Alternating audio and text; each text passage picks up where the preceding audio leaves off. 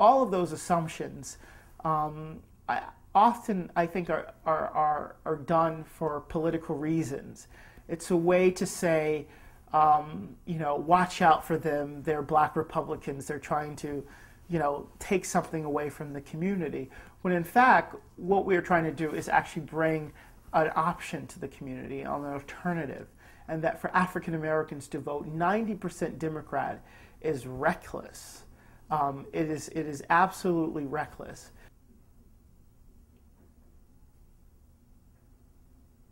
I became a Republican probably around 2002.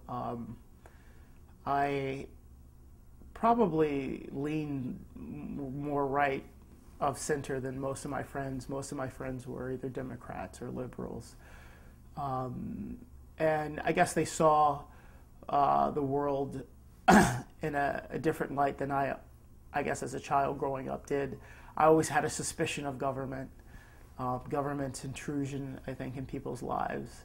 I think I discovered that I had conservative beliefs my sophomore year of college. I was blessed to have an opportunity to work for the at the time, the United States Speaker of the House, J. Dennis Hastert, and it was at that time that I recognized my conservative values and just the way that I think. You could probably argue that I was organically conservative, but due to the fact that it was a little bit of a stigma to be black and conservative or Republican, I just registered as a Democrat by default. That having been said, I was becoming increasingly disenchanted with what I felt was the leftward drift of the Democratic Party.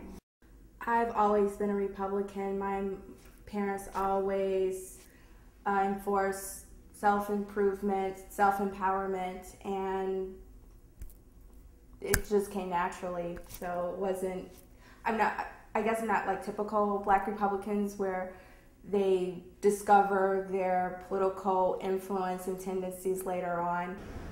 I'm from the Bronx.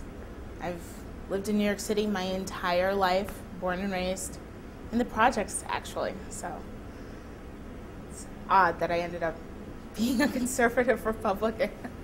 My mother, I think when we first started, my mom was just a staunch Democrat. I remember growing up as like 4 years old, my mom having the picture of Richard Nixon, as a dartboard. She'd throw dartboards at it. But I think through her sort of renewal of her spiritual commitment, I believe she chose to become more of a Republican, more of a conservative. So in that respect, she is. However, it's interesting that all of her daughters, that we've all sort of are very different in our own, how we've arrived at our own political spectrums too.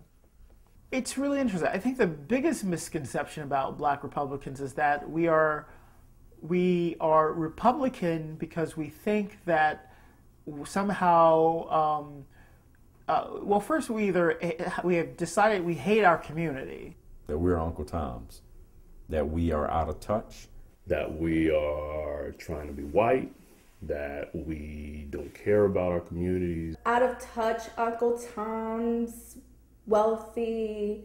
We are somehow not really connected to this black experience, and so it makes it easier for us to be Republican.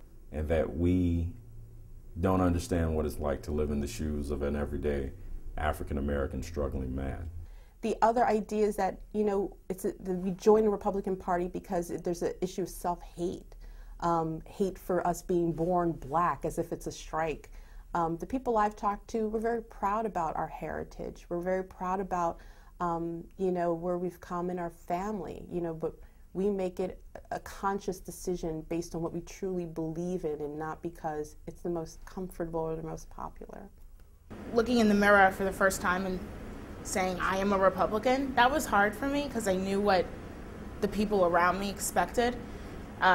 Living in such a liberal city, New York City is a bubble. We're really disconnected from the rest of the country in terms of the way we think. I knew people would expect me to be a liberal Democrat. They would expect me to vote for a person with a D behind their name, regardless of whether I knew what it meant or not. So saying I am a Republican was really poignant, and I was a little bit scared by it at first. Now I'm comfortable with it. I've had a lot of time to get comfortable with it. it's not easy to be a Bush defender. If you can defend Bush, I think you can defend almost anything.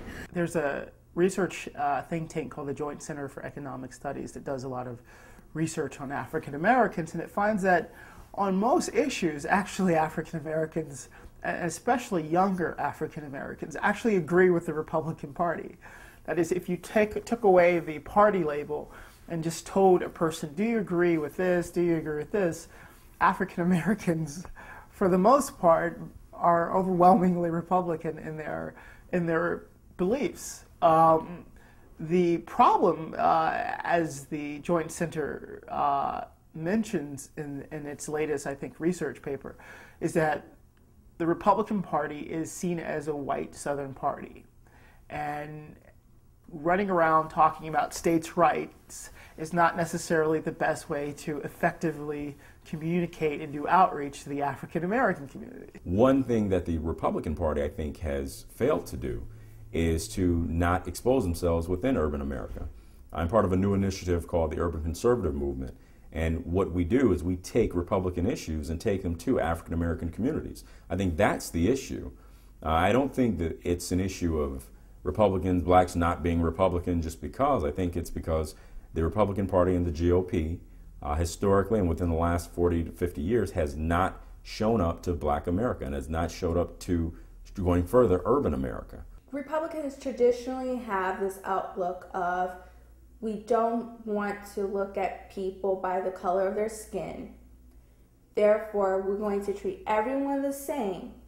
But we have a history in this country that we have to acknowledge, that we have different communities, different cultures, different ways to relate to people. And with having this outlook, which I understand and even agree, you have to look at people as people. However, we do have cultural differences, and with that, there's a lost translation of how should we talk to the African American community. And I'll admit, just like anyone else, that there needs to be a change in the way that Republicans communicate to African Americans and just urban communities in general that reflects the diversity of the country. I don't think necessarily the problem with them is substance. I do believe that it's one of tone. And I think the tone is often sort of harsh and hectoring and insensitive.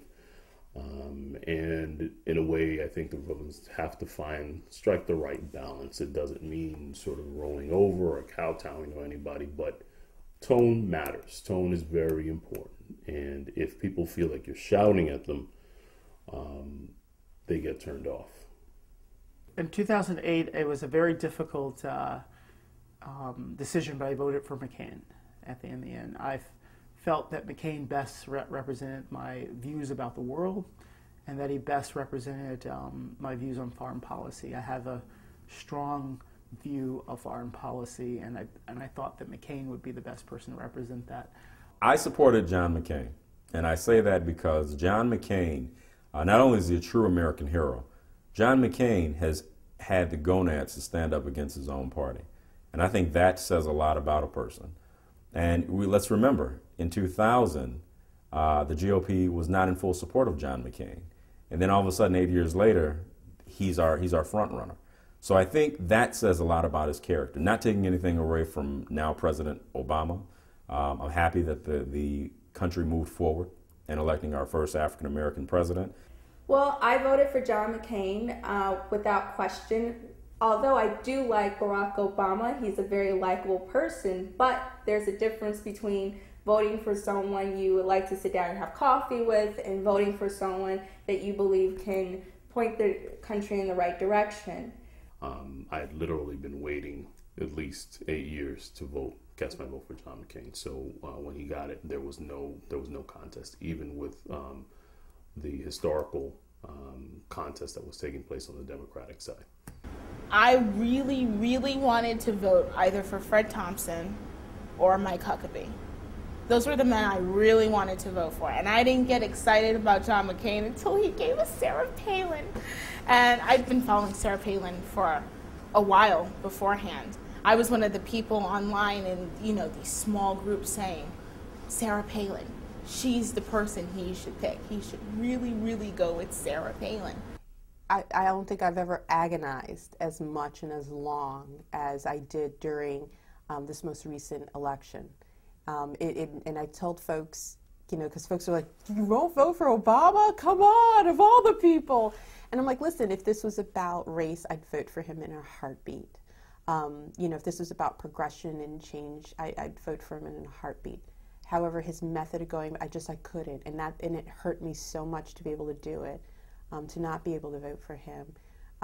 It was, you know, I went to, here in New Brunswick, we had a big gala and for the inauguration, and it really was tough. I mean, it's emotional for me now to understand how important it is, and I want him to succeed.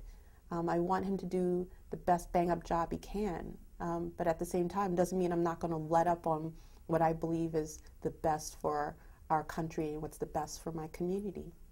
And I think that is the best way to honor what he has accomplished, not to just sit back and think that, oh, you got a black person in the White House, isn't that cool? It's like, no, he got there because he's got some skills and some ideas that he really believes in.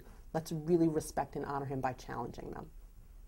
When I try to tell people why I'm Republican and why I believe in certain things that may not be the norm, I think you have to put it in the way that people can understand it. And I think that's what differs with the GOP, is that they have not been successful at doing that. When you talk to someone about keeping their check, keeping the federal government out of their business, and having a system that gives them equal opportunity, then I think people tend to understand what it means to really be not just a black Republican, but a Republican. And I think that's how that has